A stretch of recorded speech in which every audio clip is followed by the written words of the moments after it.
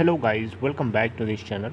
Guys, इस video में हम लोग बात करेंगे Bharat heavy electricals limited BHEL भेल के बारे में।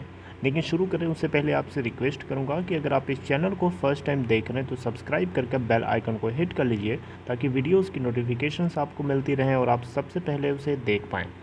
तो guys, Bharat heavy electricals limited के अंदर क्या चल रहा है लास्ट के कुछ दिनों से, आप लास्ट डे का ट्रेडिंग सेशन देखिए। लास्ट डे यानी मंडे को 22 मार्च को ये 52.05 के ऊपर ओपन होने के बाद 51.25 का लो बनाता है और 52.80 का हाई। 4,83,22,688 क्वान्टिटीज ट्रेड हुई, जिसमें से 13% डिलीवरी है। और BSE के ऊपर अगर आप देखा होगा तो 48,33,440 करोड़ क्वान्टिटीज ट्रेड हुई, जिसमें से 33.61% की डिलीवरी।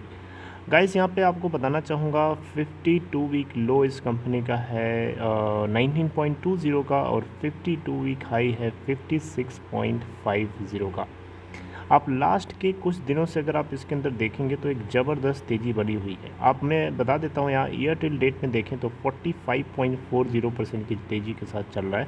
एक हफ्ते में हालांकि आपको 5.52% की गिरावट है, लेकिन एक महीने में देखें तो 31.49% की तेज़ी के साथ है। वहीं 3 महीने में देखें तो 59.88% जंप है। 6 मंथ्स में देखें तो 60.12% की तेज़ी है। एक साल में देखें तो 123.08% की जंप है। तो इसके अंदर इतनी तेज़ी के पीछे क्या न्यूज़ हो सकती है, क्या खबर हो सकती है, जो मैं आपको इस वीडियो के अंदर डिस्कस करूँगा। तो आइए देखते हैं। तो गाइस, जैसा कि आपको पता है, भारत सरकार अपने डिसइन्वेस्टमेंट टारगेट को पूरा करना चाहती है फिस्कल ईयर 2022, जो कि हमारा जल्दी शुरू होने वाला है।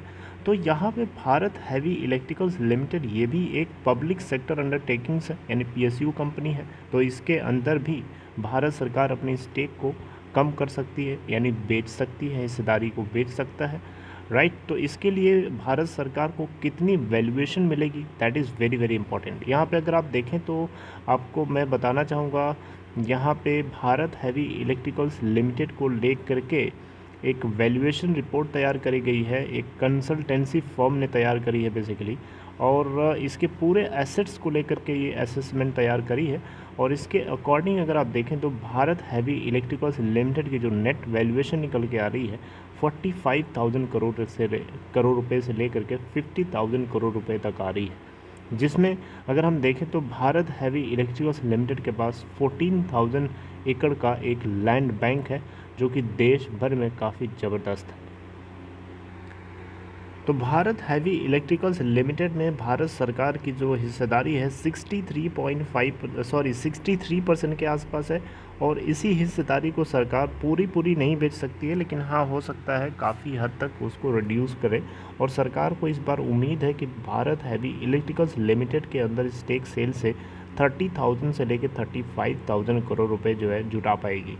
आपको बताना चाहूँगा, फाइनेंस मिनिस्टर निर्मला सीतारमण ने बजट 2020 फिस्कल ईयर बजट 2022 के लिए पेश करते समय 1 फरवरी को बताया था कि वो 1 लाख करोड़ रुपए जो है बैंकिंग सेक्टर्स को प्राइवेटाइज करके उठाना चाहती हैं, यानी निकालना चाहती हैं, और 75 लाख करोड़ रुपए जो है पब्लिक सेक्टर अंडरटेकिंग से हिस्सेदारी को बेच करके उठाना चाहती है। ओवरऑल देखें तो 1.75 लाख करोड़ का डिसइन्वेस्टमेंट टारगेट है फिस्कल ईयर 2022, जो कि हमारा नेक्स्ट 1 अप्रैल से शुरू हो रहा है, कुछ ही दिन बाद, राइट। तो यहाँ पे इसके ऊपर जो है फिस्कल ईयर 2022 की शुरुआत से ही काम जो है तेज़ी से चालू हो जाएगा। और मोटा जो इसकी वैल्यूएशन पेपर है वो बनाया जा चुका है, और उसके आगे की जो प्रक्रिया है, आगे का जो प्रोसेस है, वो धीरे धीरे तेज़ी से कंप्लीट किया जाएगा। तो इसके अंदर आपको तेज़ी जो देखने को मिल रही है, इसके पीछे की सबसे बड़ा कारण ये भी हो सकता है गाइस कि यहाँ पे हो सकता है कि इस स्टॉक को दौड़ाने की कोशिश करी जा रही हो। आपको बताना चाहूँगा, जब भारत सरकार को ये स्टॉक जब किसी दूसरी कंपनी के अंदर या इसके अंदर जो हिस्सेदारी है उसको अगर किसी दूसरी कंपनी को बेचना है, तो डेफिनेटली भारत सरकार चाहेगी कि इस कंपनी की जो शेयर प्राइस है या उसकी स्टॉक प्राइस है वो काफ़ी हाई वैल्यूएशन पे मिले, ताकि उसको ज़्यादा से ज़्यादा कम हिस्सेदारी बेच करके ज़्यादा से ज़्यादा माल उठा पाए। सीधी सी बात है, अगर भारत सरकार 63% में से मान लीजिए 10% भी बेचती है, तो 10% की हिस्सेदारी अगर आज वो 50 रुपये के हिसाब से बेचती है तो उसको जितना वैल्यूएशन रिसीव होगा, क्या उतना ही वैल्यूएशन रिसीव होगा जब भेल का स्टॉक प्राइस मान लीजिए 100 रुपये। उस केस में 10% हिस्सेदारी बेचेगी तो उसको ज़्यादा अमाउंट रिसीव होगा, यानी 10% को ही बेच करके 100 रुपये के स्टॉक प्राइस के उसके ऊपर उसको बहुत ज़्यादा अमाउंट रिसीव हो गया, जबकि अभी इस समय 50 के आसपास बेचती है सरकार, तो उसको कम अमाउंट रिसीव होगा। तो सीधी सी बात है, यहाँ पे इस स्टॉक को दौड़ाने की कोशिश करी जा रही है। और ये बात जो है आपको शायद पहली बार पता चल रही होगी, क्योंकि इससे पहले आपको मैंने इसके बारे में अपडेट नहीं किया था, राइट। और भारत हैवी इलेक्ट्रिकल्स लिमिटेड को लेकर के कोई ऑफिशियल हमें स्टेटमेंट भी, कोई न्यूज़ भी नहीं देखने को मिली थी कि सरकार इसके अंदर भी हिस्सेदारी को कम कर सकती है।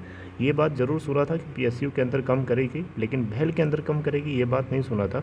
लेकिन अब आपको इस आर्टिकल के जरिए बताने की कोशिश की और आपको पता चल चुका है, राइट। तो इसके अंदर ये तेज़ी आपको कई दिन से देखने को मिल रही है। इसके पीछे की सबसे बड़ी वजह जो होती है यही है, क्योंकि मार्केट के अंदर जो कोई खबर होती है, जो रिटेल इन्वेस्टर्स होते हैं, जो आम आदमी लोग होते हैं, उन तक आते आते टाइम लगता है। और जो मार्केट होता है उस मार्केट जो होती है उस न्यूज़ को बहुत पहले ही डिटेक्ट कर लेती है, ठीक है, और उसके अकॉर्डिंगली वो रिएक्ट कर रही होती है। हम लोगों को बाद में पता चलता है। ये बात जो है भेल के अंदर हम लोगों को आज पता चली है, लेकिन ये बात जो है बहुत पहले से भेल के अंदर भेल की जो मार्केट है उसको पहले से ही इसके बारे में एसेस हो गया था। भारत हैवी इलेक्ट्रिकल्स लिमिटेड के अगर आप फाइनेंशियल को चेक करेंगे तो इन्होंने दिसंबर क्वार्टर में जो नेट सेल किया है 4,451 करोड़ रुपए का है, जबकि सितंबर क्वार्टर 2 के अंदर अगर आप देखें तो 3,695 करोड़ का नेट सेल हुआ था। वहीं हम बात करें टोटल प्रॉफिट की, तो यहाँ पे इनको टोटल लॉस हुआ है, नेट लॉस हुआ है 236 करोड़ का।